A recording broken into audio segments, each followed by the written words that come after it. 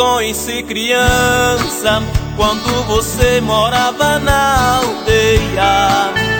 Você era uma menina feia, de chinelinhos nos pés, sempre despenteada, saia rasgada nas cadeiras, o dia inteiro abanando a peneira na colheita do café. Te encontro agora completamente diferente, tão bonita e atraente, um encanto de mulher. Queria tanto ser o seu primeiro namorado, seu marido apaixonado, cheio de amor e fé. Menina da aldeia, ai quem me dera se eu pudesse agora voltar de novo ao tempinho da escola e com você novamente estudar. Menina da aldeia, lembro-me ainda como se fosse agora. Eu no caminho lhe tomava sacola só pra ver você chorar.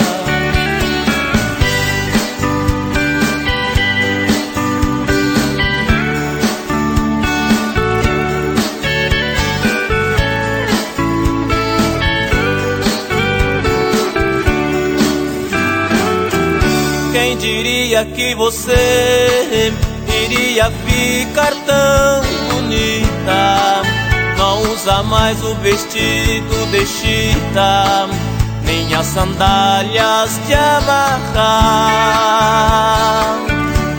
Ficou moderna agora, lindas curvas na cintura, parece mesmo uma escultura delicada no andar.